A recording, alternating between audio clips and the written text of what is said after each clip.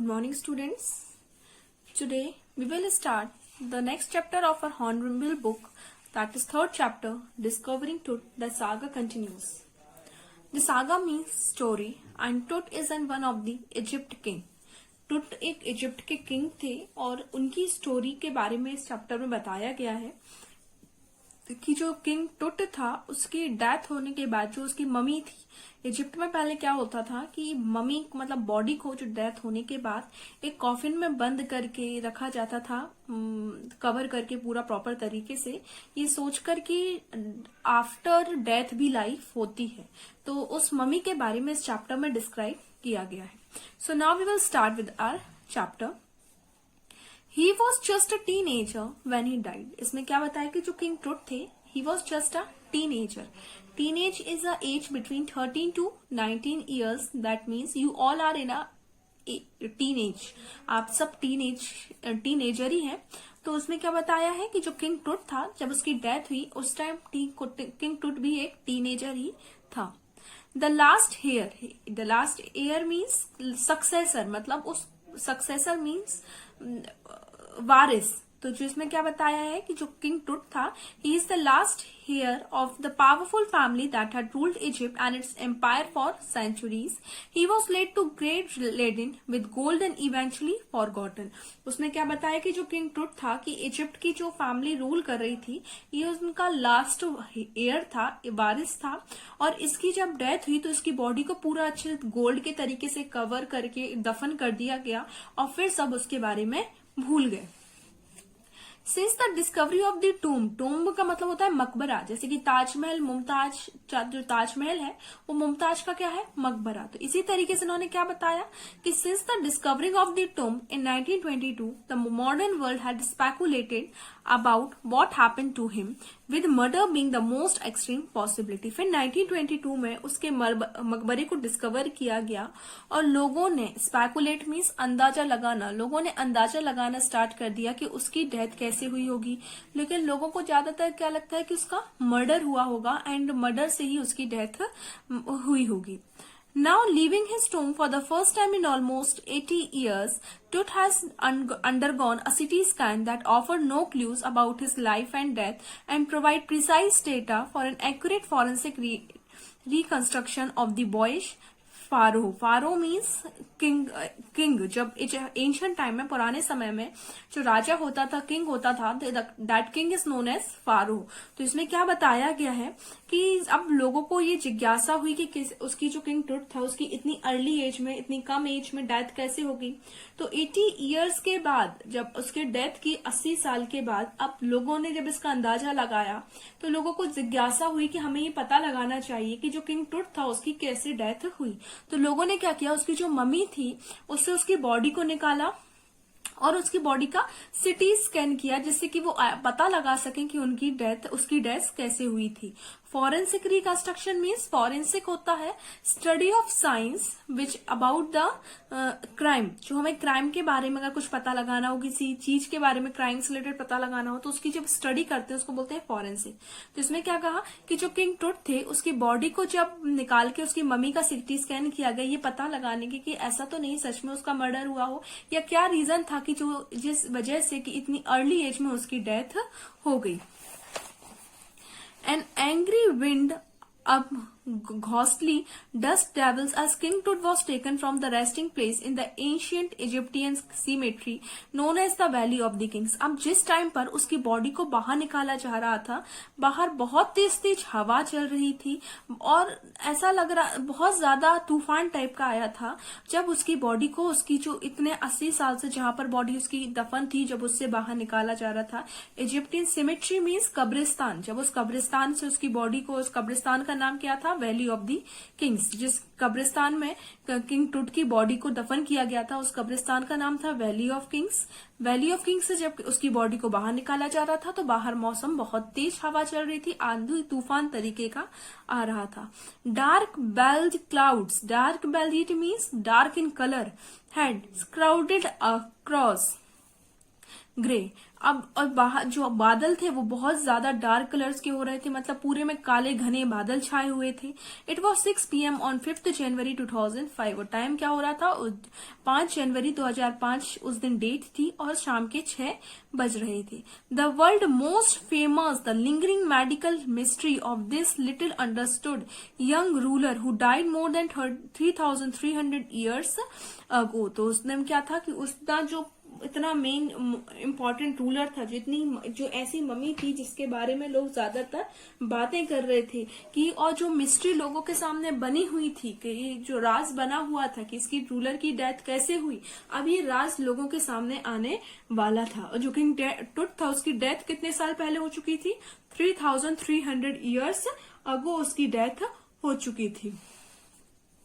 All afternoon, the usual line of tourists from around the world had decanted into the cramped rock-cut tomb some 26 feet underground to pay their respect.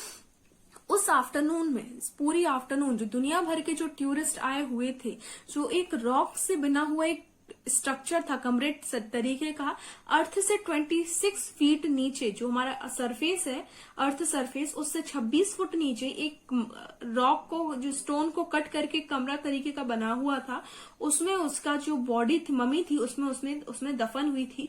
और बहुत दूर दूर से देखने के लिए tourist उसको वहां पर जमा हुए थे, वहां पर इकट्ठा हुए थे।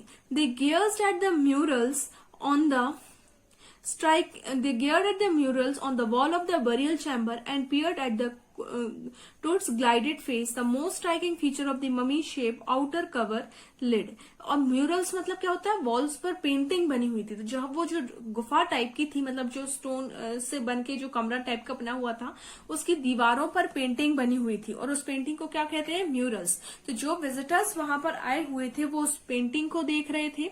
और जो उसकी कफन थी, उसकी जो कफन के ऊपर जो उसका आउटर जो ढक्कन था, उसके ऊपर गोल्ड से एक फेस बना हुआ था।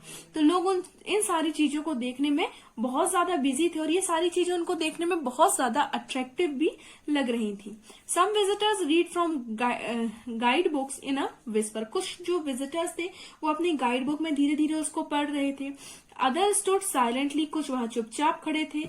Perhaps pondering Tut's ultimately death in his late teens, or wondering with a shiver if the pharaoh's curse, death or misfortune falling upon those who disturb him was really true. क्योंकि कुछ लोग वहां बिल्कुल शांत खड़े थे। क्यों? क्योंकि वहां पर एक मानना था ऐसा लोगों का इजिप्ट में कि जो किंग है, अगर वो उनको अगर कोई लोग डिस्टर्ब करते हैं, तो जो लोग उनको डिस्टर्ब करते हैं उनको मिसफॉर्च्यून या उनके साथ कुछ बुरा उनके साथ बैड लक होता है या कुछ बुरा होता है। तो कुछ लोगों का ये मानना था, इसलिए वो वहां चुप खड़े थे कि अगर वो बात करेंगे तो ऐसा ना हो कि किंग जो फारो है, किंग है, तो वो डिस्टर्ब हो जाए और उनको उसका बैड लक लग जाए। इस डर से वो वहां पर चुपचाप खड़े थे। The mummy is in very bad condition because of what Carter did in 1920, said Jahi Hawass, Secretary General of Egypt's Supreme Council of Antiquities, as he leaned over the body for a long first look. अब जो mummy थी वो बहुत बुरी condition में थी, क्योंकि जो कार्टर था उसने 1920 में ये पता लगाने के चक्कर में जो मम्मी थी उसकी बहुत बुरी कंडीशन कर दी थी।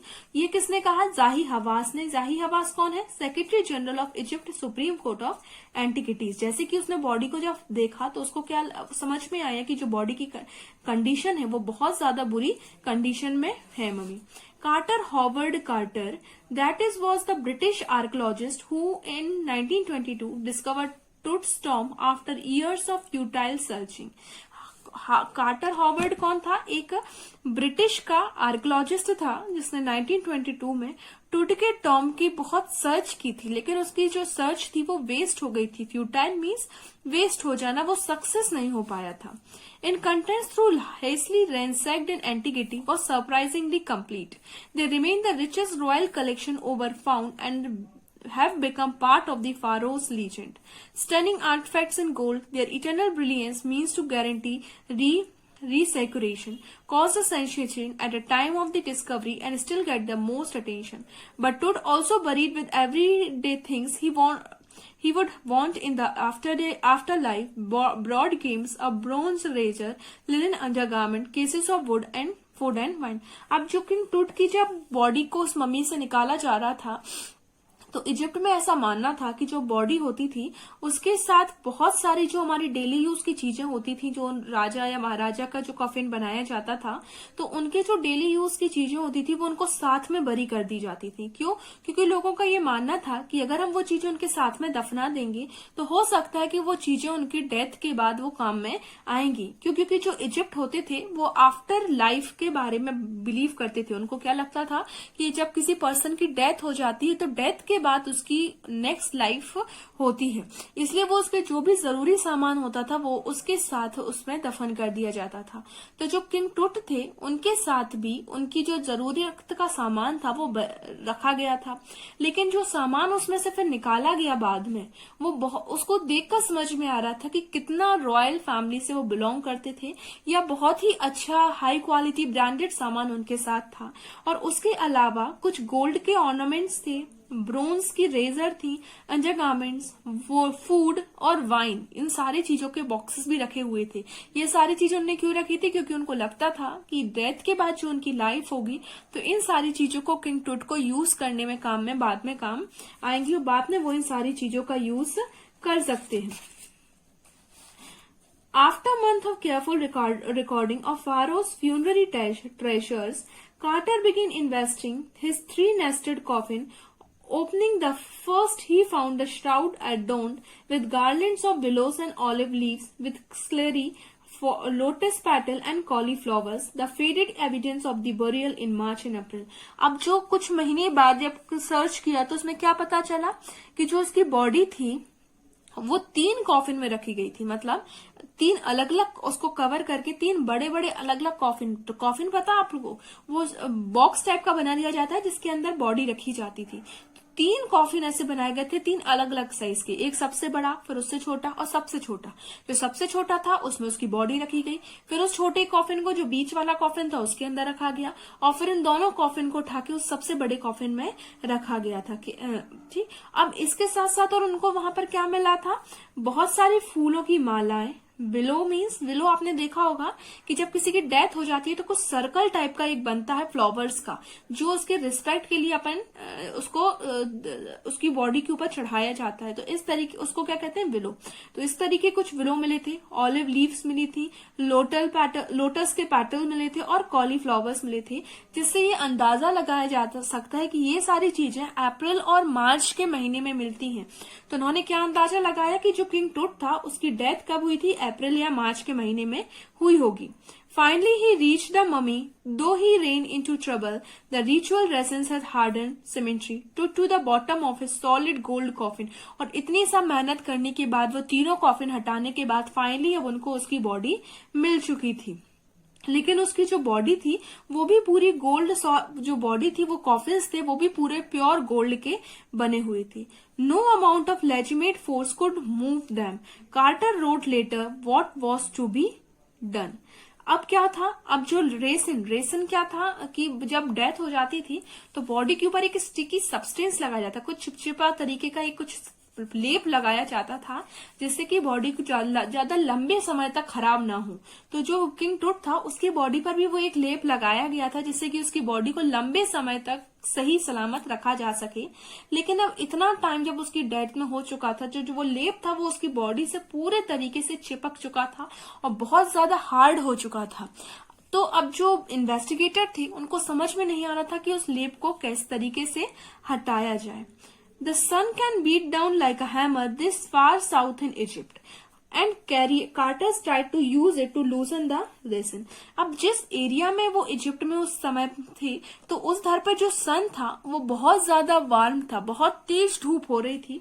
तो जो कार्टर था उसको क्या लगा कि इतनी धूप की वजह से, जो इतनी धूप में अगर हम इस बॉडी को रख दें तो जो रेसिन उसकी बॉडी में चिपक गया है उससे वो जो रेसिन है वो मेल्ट हो जाएगा और बॉडी से इजिली निकल जाएगा। He set the mummy outside in blazing sunlight. Blazing means very hot. Blazing sunshine that heated it to 149 degree Fahrenheit. तो जो कार्टर था उसने क्या कर दिया, उसने इतनी गर्म धूप में, तेज धूप में उसकी बॉडी को रख दिया जिससे कि जो एटलीस्ट 149 डिग्री फ़ारेनहाइट का टेम्परेचर सन था, जिससे कि उसकी जो बॉडी का जो रेसिन था वो मेल्ट हो सके. Nothing burst. He reported with scientific detachment that the consolidated material has to be chiseled away from beneath the limbs and trucked before it was possible to raise the king's remains. अब क्या हुआ, इतना सब करने के बाद भी वो जो रेसिन था उसकी बॉडी से नहीं निकला.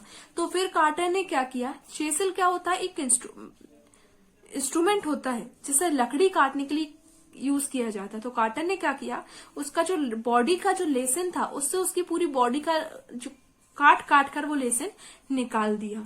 इन हिज डिफेंस, और जब उससे क्वेश्चन किया गया कि इस तरीके से इंस्ट्रूमेंट का यूज करके उसने उसकी बॉडी से लेसन क्यों निकाला, तो उसने उसका क्या एक्सप्लेनेशन दिया, उसने क्या कह दिया, Carter really had little choice. If he hadn't cut the mummy free, thieves must certainly would have circumvented the guards and ripped it apart to remove the gold. तो उसने क्या कह दिया कि अगर वो ऐसे ही हालत में जो मम्मी को छोड़ देता तो लोग उसकी जो गोल्ड था उसकी लालच में उस मम्मी को नुकसान पहुंचा देते और वहां से चोरी कर ले जाती. In Tut's time, the royals were fabulously wealthy and they thought or hoped that they could take their riches with them. और टुट के टाइम में क्या होता था, जो राजा महाराजा होते थे वो बहुत अमीर होते थे और उनकी सोच क्या होती थी कि उनके पास जितना सोना चांदी है वो अपने साथ लेकर, डेथ के बाद भी अपने साथ लेकर जाएं. तो उनका जो प्रॉपर्टी में जो गोल्ड है ये सारी चीजें भी उनके साथ उसमें बरी की जाती थी. For his journey to the great beyond, King Tut was lavished with glittering goods, precious collars, inlaid necklace and bracelet, ring, amulets, a ceremonial apron, sandal, shield of his finger and toes, and the now iconic inner coffin and mask, all of pure gold. तो उसके में कितनी सारी चीजें थी, gold की, बहुत सारे सुंदर नेकलेस थे, ब्रेसलेट थे, रिंग्स थी, आम्यूलेट्स मीन्स ताबीज, देखा ताबीज के तरीके का ऑर्नामेंट होता वो, सैंडल्स थी, एप्रन मीन्स जो ड्रेस के ऊपर से सोने का पहन लेते थे वो था, स्लीव फिंगर्स के लिए था, टोस के लिए सोने का था. ये सारी चीजें उसकी, सारी चीजें किसकी बनी हुई थी, गोल्ड की. ये सारी चीजें भी उसके साथ रखी हुई थी. टू सेपरेट टूट from his adornments, Carterman removed the mummy head and served nearly every major joint. तो कार्टर ने क्या किया, इन सारी चीजों को निकालने के लिए उसकी बॉडी के जो अलग अलग टुकड़ों में उसके बॉडी के अलग अलग टुकड़े कर दिए और उसकी बॉडी को अलग अलग पीसेस में कट कर दिया. Once they had finished, they reassembled the remains of the layers of sand in a wooden box with padding that concealed the damage. The bed where Tut now rest. और फिर जब उसका सब काम हो गया तो उसने उन सारे टुकड़ों को रीअसेंबल किया और एक वुडन बॉक्स में भरकर रख दिया. एक कहां पर, एक सैंड के ऊपर एक जगह उसमें रख दिया और जहां अभी भी टुट की बॉडी रखी हुई थी. Archaeology has changed substantially in the intervening decades. Intervening means in middle of, or decade मतलब period of 10 years. Focusing less on treasure and more on the fascinating detail of life and intriguing mysteries of death. It also uses more sophisticated tools including medical terminology. अब क्या था, पहले से लेकर अब जो medical terminologies वगैरह थी उन्होंने बहुत ज्यादा इम्प्रूवमेंट कर लिया था. अगर आप देखें तो आज के टाइम में जो साइंस है वो हर दिन ही डेवलप कर रहा है, रोज नई नई टेक्नोलॉजी निकल के आ रही है. तो उस समय में भी जो क्या था, जो मेडिकल टेक्नोलॉजीज थी, जो मेडिकल इक्विपमेंट्स थी, उनने बहुत ज्यादा टेक्नोलॉजी कर ली थी और नए नए इक्विपमेंट सामने आ चुके थे. इन 1968, more than 40 years after Carter's discovery, an anatomy professor x-rayed the mummy and revealed a stating fact beneath the resin that cakes his chest, his breastbone and front ribs are missing. अब Carter ने जब discovery की उसके 40 साल बाद जो anatomy के एक प्रोफेसर थे उन्होंने उस बॉडी मम्मी का एक्सरे किया और उससे उनके सामने क्या एक बहुत ही अनएक्सपेक्टेड और एक बहुत ही सरप्राइजिंग चीज सामने निकल कर आई. वो क्या थी कि उसकी बॉडी से जो चेस्ट है, ब्रेस्ट बोन है और जो उसकी फ्रंट की रिब्स है ये उसकी बॉडी से मिसिंग है. उसकी बॉडी में वो चीजें नहीं है. Today, diagnostic imaging can be done with computed tomography or CT, by which hundreds of X-rays in cross-section are put together like slices of bread to create a three-dimensional virtual body. अब आज के समय में जो CT scan चलने लगा, CT scan का full form क्या है, कंप्यूटेड टोमोलॉजी। अब उससे क्या होता है कि जो बॉडी है उसके डिफरेंट पार्ट से एक्सरे किए जाते हैं, जिससे कि हम अपने बॉडी के अंदर की जो चीजें हैं उनको प्रॉपर तरीके से जज किया जा सके। And coded answer to of the biggest question still lingering about him, how did he die and how old was he at the time of his death. और इतना सब करने के बाद अभी तो क्वेश्चन अभी भी सेम एज इट इज बने हुए थे। पहला कि उसकी डेथ किस वजह से हुई, और दूसरा कि जब उसकी डेथ हुई वो कितने ईयर्स का था। ये सबको पता था कि वो टीनेजर था, लेकिन टीनेजर भी 13 से 19 ईयर्स की जो एज होती है उसको टीनेज कहा जाता है। तो ये एग्जैक्ट एज पता लगानी थी कि उसकी कितनी एज थी। King Stu's demise was a big event. Even by royal standard, he was the last of his family's line and his funeral was the death rattle of the dynasty. जो king tooth की जो death था वो एक बहुत ही mystery बनी हुई थी, और उसकी जो डेथ वो एक इतनी रॉयल फैमिली से बिलोंग करता था। इवन जब उसकी जो फैमिली से वो एक लास्ट मेंबर था, और यहाँ से जो उसकी डायनेस्टी थी वो खत्म होने जा रही थी। रेटल मीन्स ये इंडिकेशन कि वहां से डायनेस्टी खत्म हो जाएगी। But the particular of his passing away was his aftermath are unclear. Amy Soft III, Tut's father or grandfather, was a powerful pharaoh who ruled for almost 4 decades at the height of the 18th dynasty golden age. Students, this I'll explain you tomorrow. Till here, you read the chapter and come. Thank you.